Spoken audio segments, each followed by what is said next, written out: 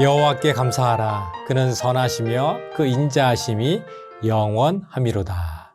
아멘. 오늘은 추수감사 예배로 드리겠어요. 추수감사 예배는 지난 1년 동안의 일들을 되돌아보고 감사를 고백하는 예배예요. 한 해 동안 코로나로 짜증과 원망 섞인 일들, 또 힘든 일들이 많았지만 그 가운데서도 감사할 수 있는 일들이 있었기에 지금까지 잘 견뎌올 수 있지 않았을까요? 그래서 우리는 우리 자신과 가족과 친구들과 이웃, 학교와 교회와 무엇보다도 하나님께 감사하는 마음을 잊지 말아야 되겠어요. 오늘도 우리 친구들과 함께 예배할 수 있어서 감사합니다. 찬양하겠어요.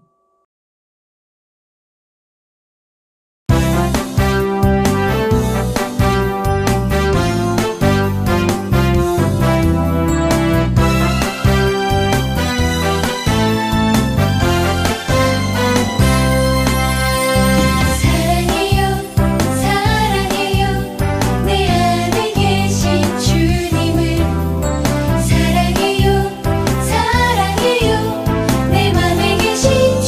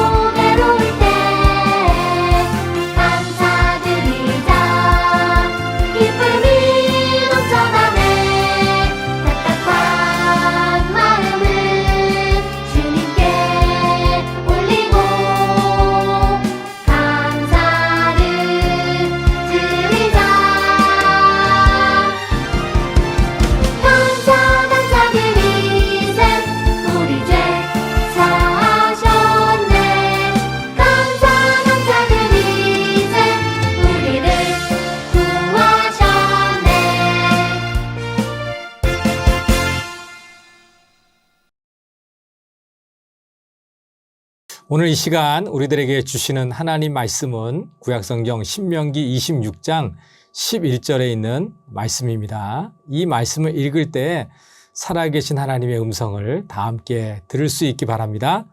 하나님의 말씀입니다. 내 하나님 여호와께서 너와 내 집에 주신 모든 복으로 말미암아 너는 레위인과 너희 가운데 거류하는 객과 함께 즐거워할지니라. 아멘.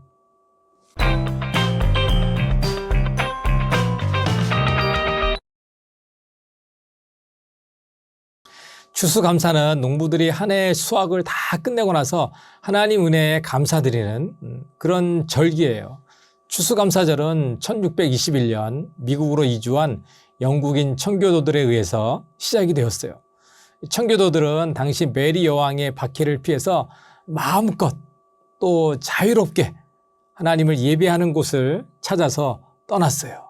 메이플라워라고 하는 배를 타고 약 66일 동안 4,425km를 항해한 끝에 그들은 신대륙이라고 불리는 지금의 미국의 동쪽 해안가에 도착했어요.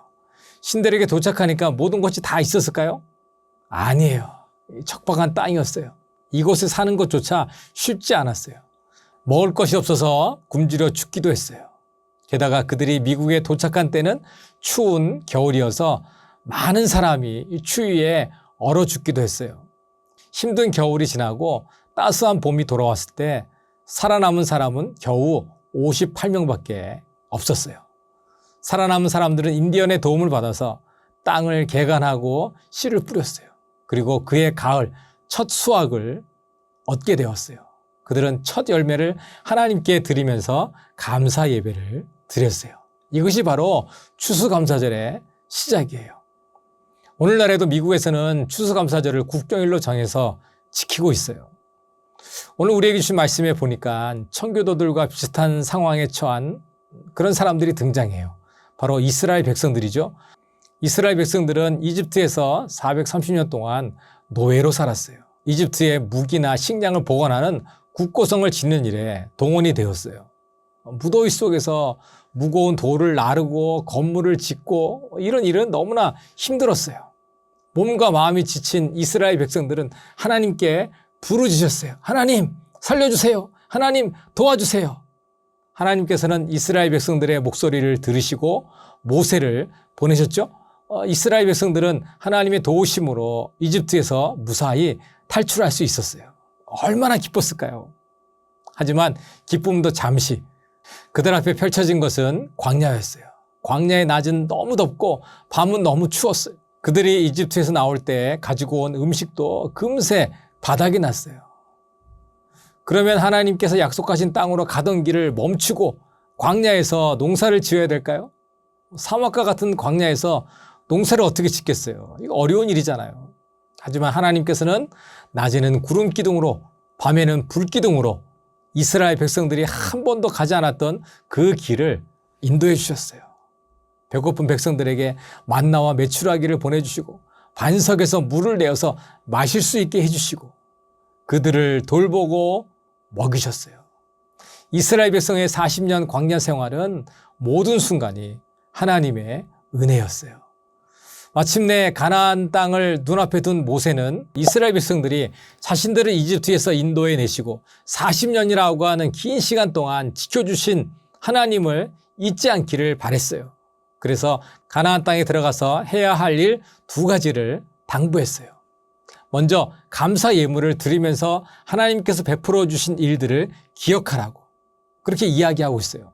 모세는 이스라엘 백성에게 가나안 땅에 들어가서 그 땅에서 너희가 열심히 농사를 지어서 처음 거두어들인 모든 농산물의 첫 번째 열매를 광주리에 담아서 하나님께 드리라. 이렇게 말하고 있어요. 먼저 제사장 앞에 가서 주님께서 우리 조상에게 주시겠다고 맹세하신 대로 내가 이 땅에 들어오게 되었음을 제사장께서 섬기시는 주 하나님께 오늘 아뢰입니다. 이렇게 보고하면 제사장이 그 예물을 받아서 제단 앞에 놓은 후에 이집트의 노예 생활에서 해방되어서 나온 이후에 광야에서 40년을 보내는 동안 하나님께서 이스라엘 백성들을 위해서 하신 일들을 고백하라고 그렇게 말하고 있어요. 바로 하나님께 감사하라. 그런 말이죠. 모세가 하나님께 감사하라고 가르쳐 주는데 과정이 좀 복잡하죠. 그냥 갖다 바치면 될 것 같은데 과거에 여러 가지 힘들었던 일들을 기억하면서 그 다음에 하나님께서 베푸신 은혜를 고백하고 그리고 또 첫 번째 열매를 하나님께 바치는 그런 여러 가지 과정을 거치니까 복잡해요. 그런데 모세는 꼭 그렇게 하라고 지시하고 명령했어요. 첫 열매를 하나님 앞에 바치면서 가나안 땅까지 오는 40년 동안 많은 어려운 일들이 있었지만 그 어려움 가운데서도 하나님께서 보호해 주시고 약속을 이루어 주신 것을 감사로 고백하는 것이 꼭 필요하다라고 하는 것이죠. 자, 모세의 가르침대로 가나안 땅에 들어간 이스라엘 백성들은 지난날의 일들을 고백하면서 하나님께서 자신들에게 베풀어 주신 특별한 은혜들을 계속해서 떠올렸어요. 그리고 하나님께 감사했어요. 그런데 감사는 단지 하나님께 첫 번째 예물을 바치는 것으로 끝나는 것이 아니에요. 하나님께 주신 은혜를 이웃들과 함께 나누면서 함께 즐거워하라. 이렇게 말하고 있죠. 내 하나님 여호와께서 너와 내 집에 주신 모든 복으로 말미암아 너는 레위인과 너희 가운데 거류하는 객과 함께 즐거워할지니라. 자, 이 복은 혼자만 누려서는 안 되는 것이죠. 나누어야 되는 거예요. 이웃들과 함께 나누는 일. 이것이 감사의 증거라고 볼 수가 있어요. 여러분 한번 생각해 보세요. 이스라엘 백성들은 아무것도 없었던 사람들이었죠. 노예였어요. 집도 없어요. 땅도 없어요. 심지어 나라도 없잖아요. 그런데 이제는 노예에서 해방이 되었어요. 모든 것을 얻게 되었어요. 땅도 가지게 되었죠. 풍성한 곡식과 열매를 거두게 되었잖아요. 그래서 하나님 앞에 감사하면서 동시에 하나님으로부터 받은 많은 축복을 나 혼자만 누리는 것이 아니라 이웃들과 함께 나누면서 즐거워하는 거예요. 이 말씀대로 이스라엘 백성들은 하나님께서 베풀어 오신 은혜를 외국인들 또 어려운 이웃들과 함께 누리면서 하나님께서 하신 일들을 그들에게 자연스럽게 알렸어요. 자, 모세가 이스라엘 백성들에게 당부한 두 가지는 오늘 우리를 향한 하나님 말씀이기도 해요. 이스라엘 백성을 지키시고 돌보신 하나님께서는 오늘 우리도 지키시고 우리도 돌보아 주세요. 하나님께서는 우리가 하나님의 은혜를 기억하고 하나님께 감사하기를 원하시고 또 기쁨을 이웃과 나누기를 원하세요. 언제나 하나님께 감사한 사람들, 청교도와 이스라엘 백성들의 이야기를 한번 생각해 보면은 우리는 중요한 두 가지를 발견할 수 있어요. 첫 번째는 어떤 상황에서도 하나님께 감사할 수 있어요. 처음 영국을 떠났던 청교도들의 절반이 한 해가 가기 전에 죽었잖아요. 그런 상황에서 감사보다는 하나님을 원망할 법도 한데 도리어 그들은 자신을 지켜주시고 열매를 얻게 하신 하나님께 감사했어요. 이스라엘 백성들도 마찬가지죠. 모세가 이스라엘 백성들에게 두 가지를 당부할 당시는 이스라엘 백성들이 가나안 땅에 아직 들어가기 전이었어요. 하지만 그들은 하나님께서 약속을 이루어 주실 것을 믿고 감사해야 할 것들을 미리 마음에 새겼어요. 우리는 좋은 일이나 기쁜 일이 있을 때만 감사드릴 수 있다고 생각하는데 그렇지 않죠. 우리는 어떤 상황에서도 하나님께서 우리에게 가장 좋은 것을 주실 것이라고 믿고 감사하는 삶을 살아가야 되는 거예요. 두 번째는 감사는 고백하고 나눌 때 더 풍성해지는 것이죠. 신대륙에 도착한 청교도들은 인디언의 도움을 받아서 1년 동안 열심히 농사를 지어서 그의 가을에 거두어들인 곡식을 하나님께 바치면서 감사 예배를 드렸어요. 3일 동안 계속된 축제에 약 90여 명의 인디언들이 초대되어서 인디언들과 함께 즐거움을 나누었어요. 나눌 때 기쁨은 배가 된다. 이런 말이 있잖아요. 하나님께서 주신 많은 복을 이웃들과 함께 나누게 되면 더 기쁘고 더 즐거움이 넘치게 될 것이에요. 이렇게 감사를 나누고 흘려보낼 때 우리는 더욱더 풍성한 기쁨과 사랑을 느낄 수가 있어요. 매튜 헨리라고 하는 목사님은 감사는 더하기와 같아서 모든 것에 감사하면 거기에 하나님의 축복이 더해진다. 어떤 일이든지 어디서든지 감사하면 플러스의 축복이 주어진다. 그러나 반대로 원망과 불평은 빼기와 같아서 있는 것까지 빼앗기고 없어진다. 작은 일에 감사할 때 우리는 더 많은 감사를 드릴 수가 있어요. 추수감사절을 맞이해서 하나님께 감사한 제목들을 감사 노트에 적어 보았나요? 하나님께 감사한 것들을 빼곡히 적은 것처럼 언제나 하나님께 감사한 것들이 가득한 다음 교회국 친구들이 되기를 바라요. 더 나아가서 하나님께서 우리에게 베풀어 주신 많은 좋은 것들을 이웃들과 함께 나누는 그런 귀한 친구들이 될 수 있기를 주님의 이름으로 축복합니다. 기도하겠어요. 하나님 아버지 감사합니다. 한 해 동안 코로나로 인해서 힘들고 어려운 일들이 많이 있었고 짜증나는 일들이 있었지만 그런 가운데서도 우리를 지켜주시고 또 보호해 주시고 함께해 주셔서 감사합니다. 하나님께서 베풀어 주신 많은 은혜에 감사하며 또 우리에게 주신 많은 것들을 이웃들과 나누며 함께 즐거움을 누릴 수 있는 우리 친구들 되도록 인도해 주세요. 그래서 우리의 삶 가운데 감사가 더욱더 넘치는 삶을 살 수 있도록 도와주세요. 예수 그리스도의 이름으로 기도합니다. 아멘.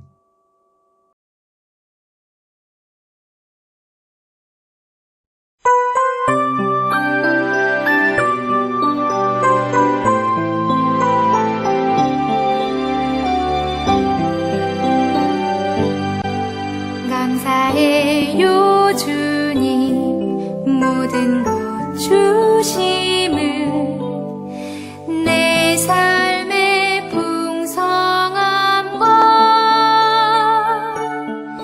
나의 마음의 만족을 주신 주님께 감사드려요. 기쁨에 감사드려요.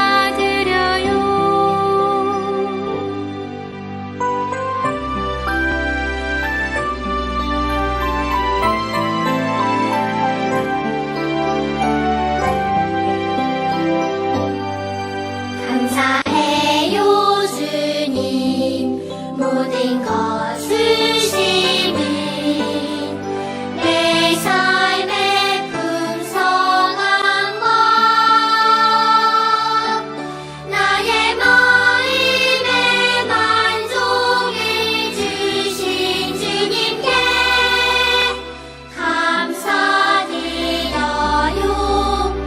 기쁨에 감사드려요.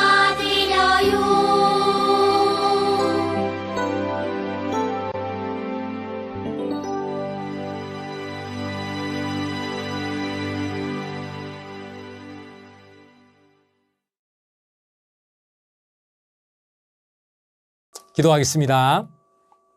하나님 아버지 감사합니다. 1년을 되돌아보면 하나도 하나님의 은혜가 아니었던 것이 없었음을 고백합니다. 우리에게 베풀으신 많은 은혜에 감사하여서 오늘도 우리 친구들이 추수감사 예배로 하나님 앞에 귀한 예물을 드렸습니다. 기쁨으로 받아주시고 하늘나라 창고에 쌓아주시고 어려움 가운데 있는 사람들을 돕는 데 귀하게 사용되어질 수 있게 인도해 주세요.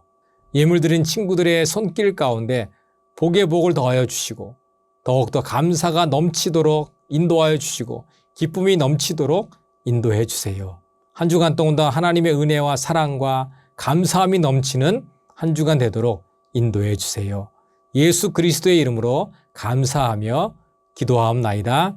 아멘. 이제는 우리 주 예수 그리스도의 은혜와 하나님 아버지의 크신 사랑과 성령님의 교통하심과 인도하심과 충만하심이 하나님께 감사하며 또 우리에게 베풀어 주신 많은 것들을 이웃들과 나누며 살기를 원하는 우리 다음 교육국 친구들 위해와 이들의 가정과 이들의 학교 위에 우리 선생님들 위해 이제로부터 영원까지 함께 계시기를 축원하옵나이다. 아멘.